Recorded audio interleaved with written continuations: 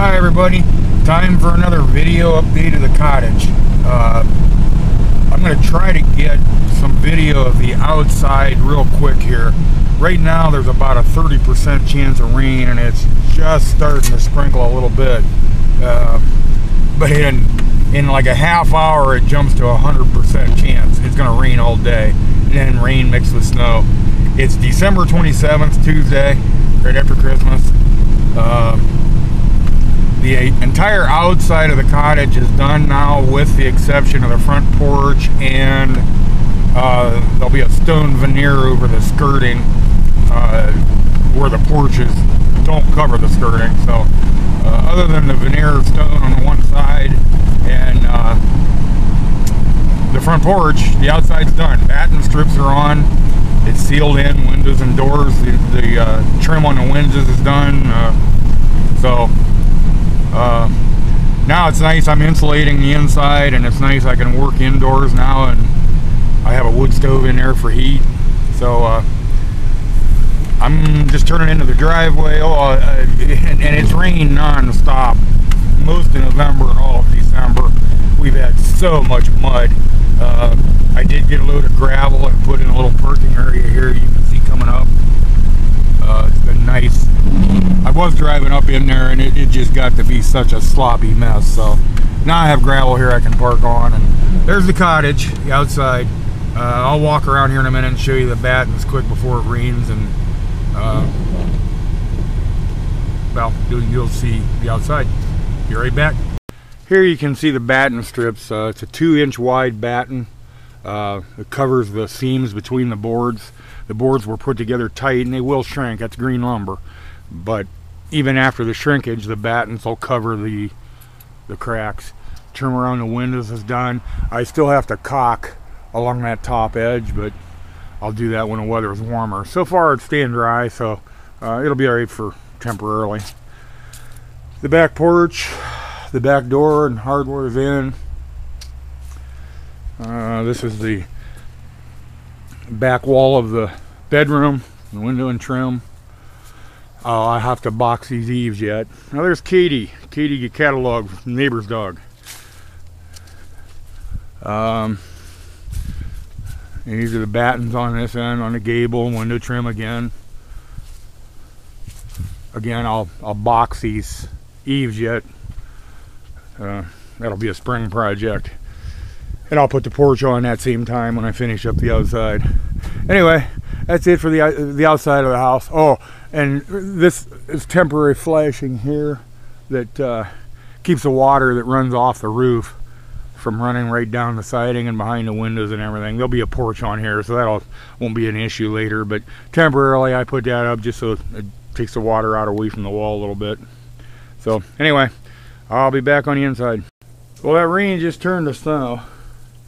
I got the thermos of coffee from the truck and a couple armloads of firewood, and came in and got a fire started and got the lantern lit and started snowing. So glad to be inside and have a nice warm fire here. It'll warm up soon. So anyway, here's a tour of the inside. I'll move back here so you can see a little bit. The gable end where the vaulted ceiling is now completely insulated. The entire ceiling is now insulated.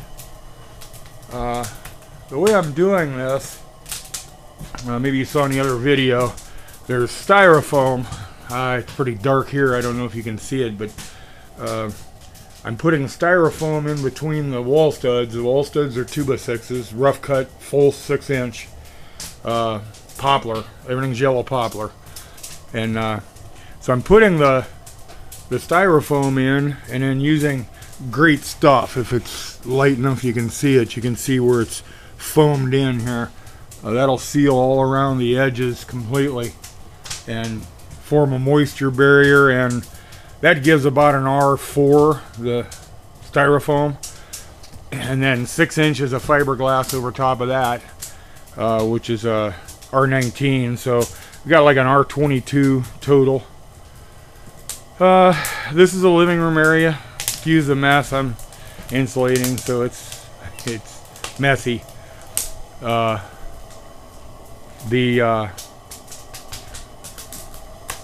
living room will have a coat closet here right inside the front door. That's the front door buried over there.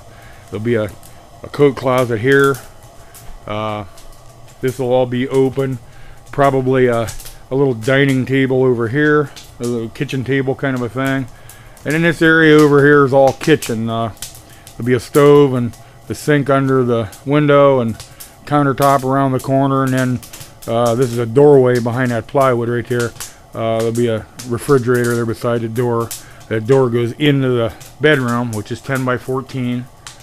The front main section here is 20 by 20. That's 400 square feet, and the 10 by 14 bedroom is another 140, so 540 square feet total living space. This is a bathroom, the doorway into the bathroom. There'll be a toilet, sink, and shower, stacked washer and dryer, and a linen storage closet. And the hot water heater will be in where that green container is sitting. That'll be the closet area. There'll be a hot water heater and water tank in that closet. That'll supply the whole bathroom and the kitchen sink right here into this window, and that's all the plumbing will really be. Today I'm going to try to get styrofoam on these bare walls. You can see they're closed in pretty good. There's no crack showing anymore now that the battens are all on. It's pretty airtight, but not insulated. So I'll get the styrofoam, start getting styrofoam on those walls. And then next will be, after the styrofoam is all on, I'll finish the fiberglass on all the walls that have styrofoam on them, and that'll finish insulation. I'll be back. Fire's getting going now. I'm starting to feel some heat in here. It'll warm up fairly quickly. Even without insulation on those other walls, it gets warm in here pretty nice. Of course, it's not bitter cold out either, but once the insulation's finished, this is going to be a real easy little cottage to heat. One thing I didn't show you was the loft area. You know, guests, overnight guests and grandkids. It'll be an okay place to sleep up there. The kids will love it. It's low ceiling and not a lot of room, but it'll be about a 10 by 12 floor space up there with about a 5-foot ceiling, not quite 4 foot 10, something like that. And there will be a drop down ladder. Here you can see a extension ladder I have up in there for now. This is the loft hatch. I don't know how much light there is up here if you'll be able to see it or not, but I'll show you the floor space. It's messy up here too from insulating. There will be a knee wall that'll go, a 30-inch high knee wall. There'll be storage behind that. So right now it's a 10 by 20 floor, but the actual loft area, sleeping loft, won't be quite as big square as that because of the knee walls. And that'll give a lot of nice storage behind the knee walls, and it's space you can't really use anyway for, you know, sleeping. This is looking from the loft down. There'll be a railing along the front, of course. And this is insulated pipe, so, you know, even with a fire going, when the kids are up here, they can't get burned on the pipe. It gets real warm to the touch, but not hot.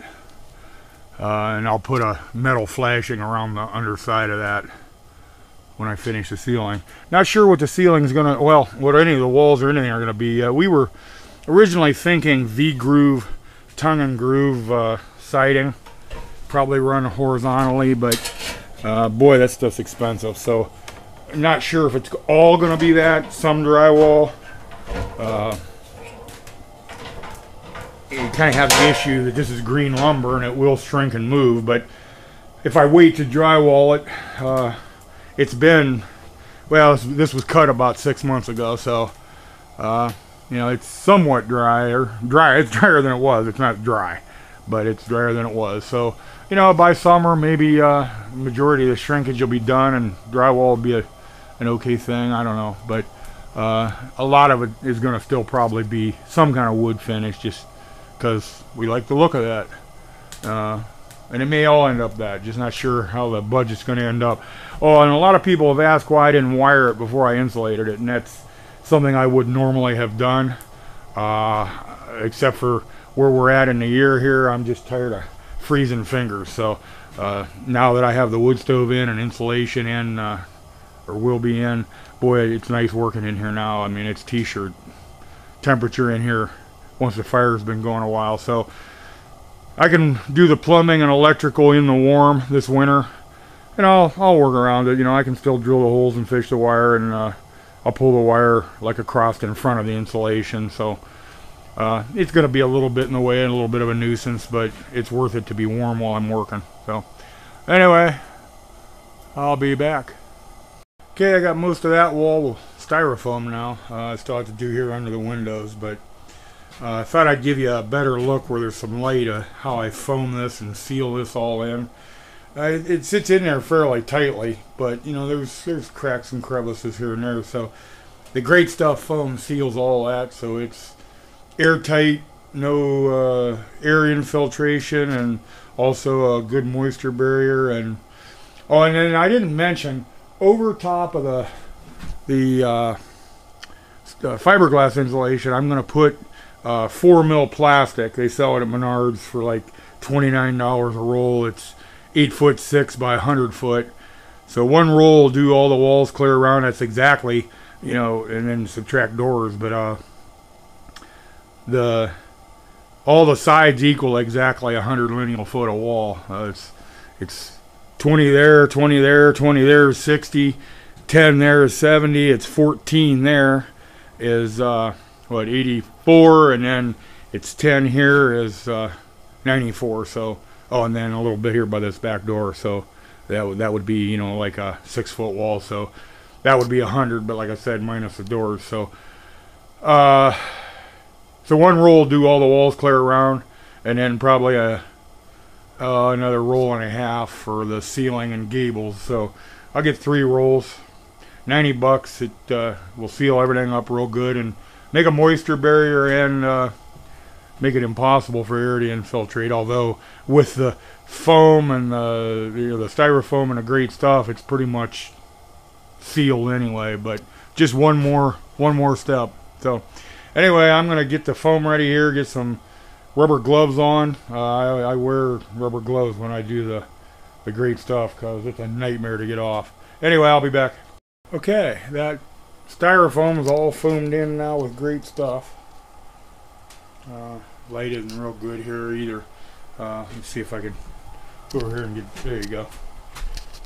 You can see I run a bead all the way around the sheet. And that seals that in pretty good. Hope you can see that. The viewfinder on my camera's broke, so I can't see what you're seeing. But I'm pointing. Hopefully you can see that. Okay, I'll be back.